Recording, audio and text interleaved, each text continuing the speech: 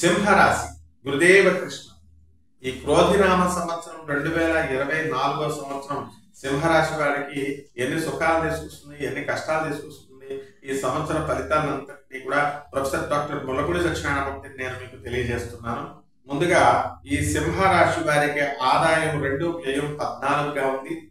అంటే మనకి చాలా ఖర్చు ఎక్కువగా కనబడుతుంది అనమాట. No problem. అలాగే రాజ్యపూజ్యం 2, అవమానం 2గా ఉన్నాయి. కాబట్టి మనకి పూజించేటటువంటి వాళ్ళు, మెచ్చుకునేటటువంటి వాళ్ళు, తిట్టుకునేటటువంటి వాళ్ళు సమానంగా కనబడుతున్నారు. ఈ ఆదాయ వ్యయాలు 2 సమానంగా ఉన్నప్పుడు, అదే రాజపూజ్యత అవమానాలు సమానంగా ఉన్నప్పుడు కోర్టు కేసుల్లో హాస్టల్ అయిపోతాయి కేసు. అదే అనమాట. అంటే ఈ యొక్క సింహరాశి వారికి ఏమవుతుందండి, మనకి ఎక్కడ ఉన్నాడు శని సప్తమ స్థితిగతుడై ఉన్నాడు. కాబట్టి సప్తమ స్థానంలో శని ఉంటే కళత్ర పుత్ర శత్రుత్వ కారణాయ నమః అన్నారు. కాబట్టి మనం జీవిత భాగస్వాములతో, వ్యాపార భాగస్వాములతో మనం వితండవాదాలు ఇవన్నీ కూడా పెట్టుకోకుండా మంచిగా నార్మల్ గా కనుక వెళ్ళినట్లయితే ఏ విధమైనటువంటి సమస్యలు మనకి రావు అనమాట. అలాగే ఈ యొక్క అష్టమ రాహు ఉన్నాడు. ఈ అష్టమ రాహు ప్రభావం వలన మనకి ఏమవుతుందండి, అనేకమైనటువంటి టెన్షన్స్, మెంటల్ టెన్షన్స్, మనకి సంబంధం లేనటువంటి విషయాల్లో మనల్ని లాగుతారు, మనల్ని ఇరికిచ్చేస్తారు అనమాట. ఇది ఒక్కటి జాగ్రత్త చూసుకోవాలి. దీని నుంచి మనల్ని కాపాడేటటువంటిది భాగ్య గురుడు. మనకి ఏప్రిల్ 9ని మనకు ఉగాది వస్తుంది. కాబట్టి ఏప్రిల్ 22 అంటే 13 రోజుల వరకు ఆయన రక్షిస్తాడు మనల్ని.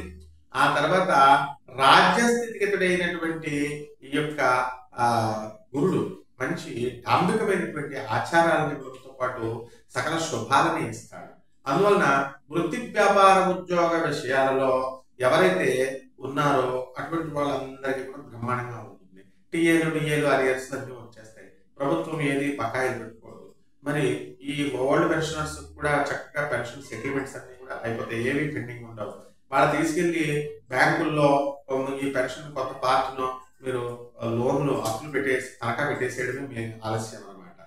ఆ విధంగా ఈ యొక్క సింహరాశి వారికి మనకి కేతువు ధనస్థానంలో ఉండడం మీకు అద్భుతమైనటువంటి ధనాదాయాన్ని పెంచడం వచ్చేస్తుంది. ప్రైవేట్ ఉద్యోగస్తుల పాపం ఎప్పుడు కూడా వీళ్ళ కష్టజీవులు కాబట్టి వీళ్ళని యాజమాన్యాన్ని వీళ్ళని గుర్తించి చక్కగా జీతభత్యాలను పెంచుతుంది. హైక్ ఇన్ శాలరీస్ జరుగుతాయి. వాహనాలు ఎవరికైతే లేవో అటువంటి వాళ్ళు వాహనాలు కొనుక్కోకూడదు. ఒకవేళ కొనుక్కున్నా చాలా జాగ్రత్తగా మెయింటైన్ చేయాలి. ఈ యొక్క శుక్రుడు మనకి 13 అక్టోబర్ 2024 సంవత్సరంలో మనకి తులారాశి నుంచి వృశ్చిక రాశి ప్రవేశం చేస్తున్నాడు. కాబట్టి మనకి ఈ పిల్లలు లేనటువంటి వాళ్ళకి పిల్లలు కలగడం, వివాహాలు కానటువంటి వాళ్ళకి వివాహాలు అవ్వడం, మరి స్థలాలు లేనటువంటి వాళ్ళు స్థలాలు కొనుక్కోవడం అనేటటువంటిది జరుగుతుంది. ఇకపోతే గురుడు మనకి 9 అక్టోబర్ 2024 సంవత్సరం నుంచి 4 ఫిబ్రవరి 2025 వరకు కూడా వృషభ రాశిలో మనకి ఏమవుతాడు, వక్రిస్తాడు. అందువలన ఈ సింహరాశి వాడు అందరికీ కూడా వృషభ రాశిలో వక్రించడం వలన మనకి వృత్తిలో మనం జాగ్రత్తగా ఉండాల్సినటువంటి అవసరం ఉంది. పని వర్క్ లోడ్ ఎక్కువ ఉంటుంది. ఆఫీసర్ల హెరాస్మెంట్ అనేటటువంటిది ఉండడానికి అవకాశాలు ఉంటాయి. తోటి ఉద్యోగస్తులు అలాగే ఎవరైతే మనకి ఈ సబార్డినేట్స్ ఎవరైతే ఉన్నారో వాళ్ళంతా కూడా మనల్ని గౌరవిస్తారు. వర్క్ లోడ్ కొంచెం మనం టెన్షన్ గా ఫీల్ అవుతాం అనమాట. అలాగే ఈ యొక్క రవి మనకి 17 అక్టోబర్ 2024 సంవత్సరంలో లిబ్రా తులా రాశి ప్రవేశం చేస్తాడు.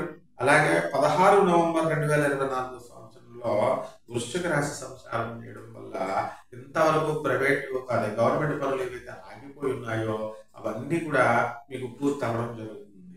మరి ప్రతిష్టాత్మకంగా తీసుకున్నటువంటి మన తెలంగాణ ప్రభుత్వము నిరుద్యోగులకి ఇచ్చేటటువంటి వృత్తులు పెంచుతారు, వికలాంగులకి, ఈ తర్వాత ఈ గృహిణులకి, అలాగే ఈ ఆడవాళ్ళంతా కూడా ఫ్రీగా ఈ బస్సు ప్రయాణాలు, ఇటువంటి అనేకమైనటువంటి సబ్సిడీలు ఈ సింహరాశి వాళ్ళు అత్యధికంగా ఉపయోగించుకుంటారన్నమాట.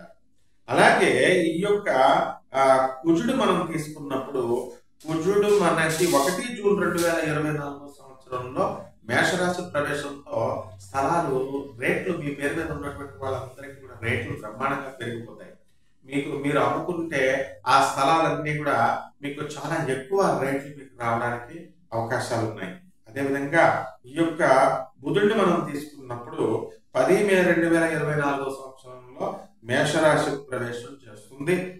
అప్పుడు అద్భుతమైనటువంటి ఫలితాలతో పాటు మనకి ఈ చిట్ ఫండ్స్, స్పెక్యులేషన్స్ ఇలాంటి వ్యాపారాలలో జాగ్రత్తగా ఉండాల్సినటువంటి అవసరం ఉంది.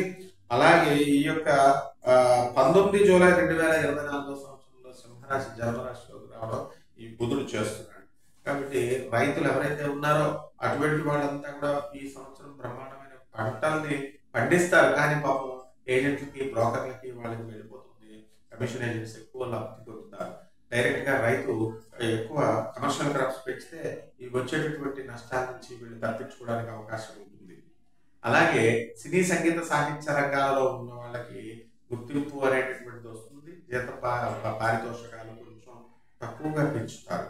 అలాగే ఈ యొక్క commercial tax, income tax, GST ఇలాంటి డిపార్ట్మెంట్స్ లో, రెవెన్యూ డిపార్ట్మెంట్స్ లో ఉన్నటువంటి వాళ్ళకి అత్యధికమైనటువంటి ఆదాయాలు కలగడానికి అవకాశాలు ఉన్నాయి.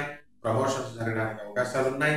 భార్యాభర్తల మధ్య కోర్టు కేసుల్లో కొట్టుకుంటున్నటువంటి వాళ్ళు, అలాగే స్థలాలు వీటి కోసం సివిల్ కేసుల్లో ఉన్నటువంటి వాళ్ళకు కూడా ఒక పరిష్కార మార్గం అనేటటువంటిది ఒకటి జరుగుతుంది. ఒక గురువు వలన ఈ సింహరాశి వాటి వాళ్ళంతా కూడా బాగుపడడానికి అవకాశాలు ఉంటాయి. అందువలన ఈ సింహరాశి వాళ్ళు ఏం చేయాలండి అంటే రాహు జపం చేయండి, రాహు స్తోత్రాలు చదవండి, రాహు కిలో పావు మినుముల్ని ఆవు పేడ రంగు ఉన్నటువంటి వస్త్రాన్ని పేద బ్రాహ్మణులకు అధిక పారితోషకాన్ని ఇచ్చి దానం చేయండి. అలాగే మన బెజవాడ కనకదుర్గమ్మ తల్లి యొక్క పాదపద్మాలకి ఇంట్లో మీరు కుంకుమార్చన చేసుకోండి. ఆ రాహుకాల సమయంలో నిమ్మకాయ డెప్పలతో మీరు చక్కగా నువ్వుల నూనె వేసి తెల్లని ఒత్తు పెట్టి మీరు అమ్మవారికి మీరు దీపారాధన చేసుకోవాలా. అదేవిధంగా శనగల్ని నైవేద్యంగా ఆ రాహుకాల సమయంలో అమ్మవారికి నివేదన చేయండి.